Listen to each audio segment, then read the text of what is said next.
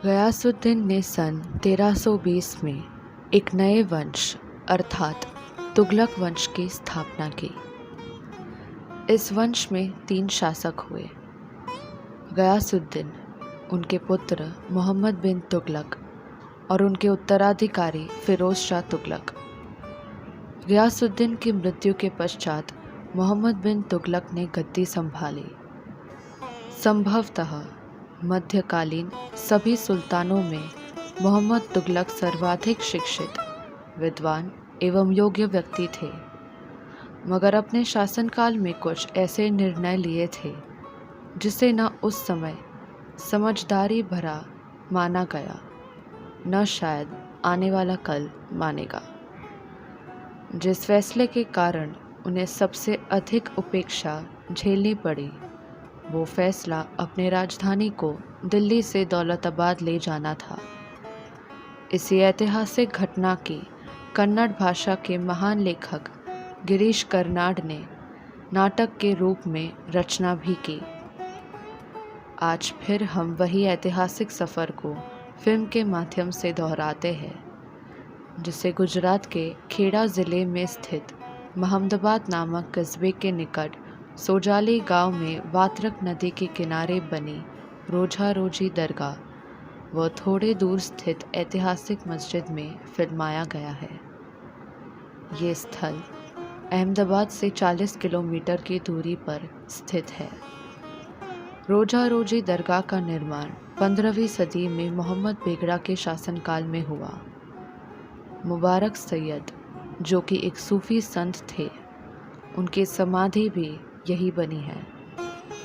दरगाह की खास architectural design के कारण इसके पिल्लरों के लिए ऐसी मान्यता है कि आप इन पिल्लरों की सही गिनती आसानी से नहीं कर सकते। इसमें बने बेनमून गुंबज और नक्काशी की गई जालियाँ इसकी भव्यता के प्रतीक है। ये ऐतिहासिक धरोहर भारतीय पुरातत्व सर्वेक्षण द्वारा भी संरक्षित है, जिसका सौंदर्य आज भी आसपास के लोगों की सही देखभाल से सुरक्षित है।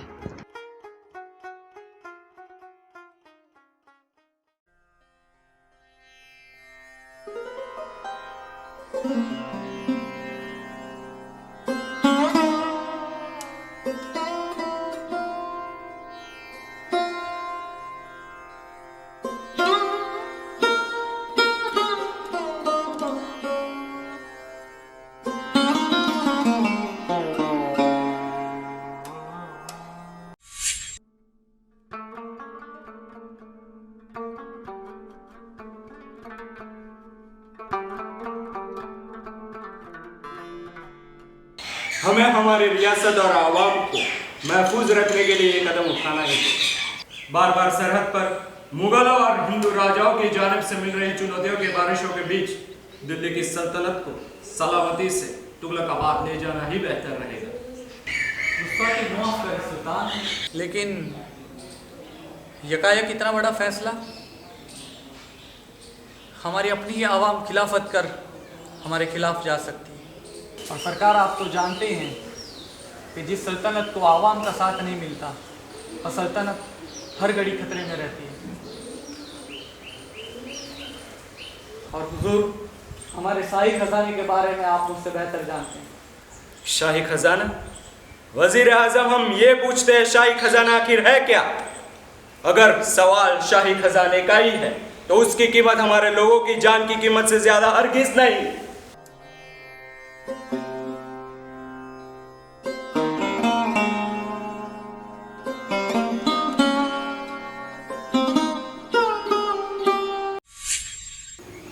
ये रियासतों का मसला सुलझाना थोड़ा मुश्किल लगता है। इन्हीं रियासतों के बीच में ये सब मसला। सुल्तान! सिपाही! अपने वालिद और भाई को तो रियासत के लिए तो निकल गया, अब कम से कम अपनी आवाम पर तो रहम खा सुल्तान। अपने सुल्तान पर बगावत कर तलवार उठाने के जुर्म में ये हुकूमत गयासुद्दीन को सजाए मौत देती। हुक्म की तामील हो। माफ़ी, माफ़ी हुजूर, माफ़ी।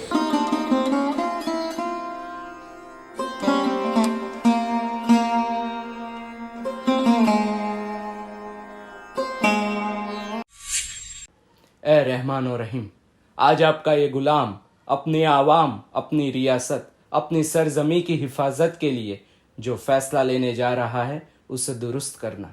ए खुदा, मेरे इस फैसले पर अपनी मंजूरी की मोहर लगाना। रहम रहम। हमें बेहद फक्र है अपनी आवाम पर। हमारे लोगों ने हमारे हर मुश्किल वक्त में अपने बादशाह का साथ दिया है।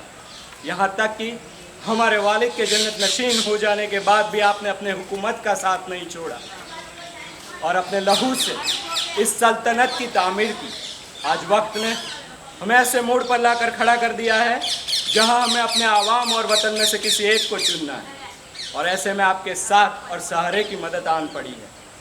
हमने बामुश्किल ये फैसला किया है कि हम दिल्ली को अलविदा कर तुगलकाबाद को अपना वतन बनाएंगे। कौन है? हम मोहम्मद। गुस्ताखी माफ करे सुल्तान, अनजाने में भूल हो गई। कोई बात नहीं, वो तुम्हारा फर्ज था। गुस्ताखी माफ करे सुल्तान। अर्ज करता हूँ कि किले के किनारे पर उतनी दूर न जाए। लगता है यहाँ पे नए मालूमात होते। हाँ हुजूर, अब तक फौज में था, कल रात यहाँ आया। बंदे से कुछ गलती हुई तो माफ करे हुजूर। यूं बात बात पर माफी मत मांगो। 2 महीने और रह लोगे यहाँ पे तो दूसरों के सामने लार टपकाने की आदत हो जाएगी। कम से कम तब तक तो बेबाक जी लो। और उम्र क्या है तुम्हारी?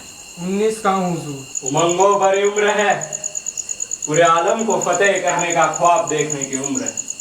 मैं भी जब पहली मर्तबा दौलताबाद आया था तब 21 वर्ष का था। इस किले के तामीर में लगा था। एक रात इसी जगह पुराने किले के बुर्ज पे खड़ा था।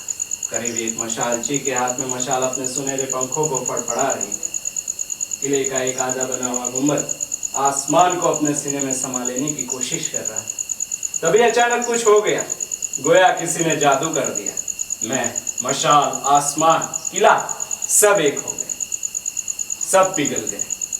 बाहर की तारीखी मेरे रंगों में रच गई थी। चमकते तारों की टिमटिमाहट मेरे नब्ज में धड़क रही थी। लम्हे का दायरा टूट सा गया था। तमाम सवाल जवाब खामोश थे। मैं मिट्टी बना हुआ था, सब्जा बना हुआ था, धुआं था, आसमान था। तभी अचानक दूर से एक पहरेदार ने आवाज लगाई, होशियार, और मैं होश में आ गया।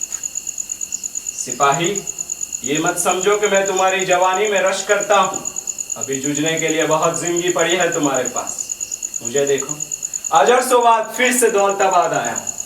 उसी खोई हुई रात की तलाश में निकला। मुझे दौलताबाद आए हुए 4 साल हो गए। इस अरसे में मैंने यहाँ आके क्या देखा, क्या पाया? किले के बाहर खड़ा ये भूत सा बिहड़ जंगल, क्या सुना? जंगली शियारों की हुल, शहर के कुत्तों का शोर। और 20 साल गुजर जाएंगे तो तुम मेरे बराबर के हो जाओगे और मैं यहीं कहीं किले के नीचे, जंगल के नीचे कहीं दफन रहूंगा। तब क्या तुम मुझे याद करोगे? खामोश क्यों?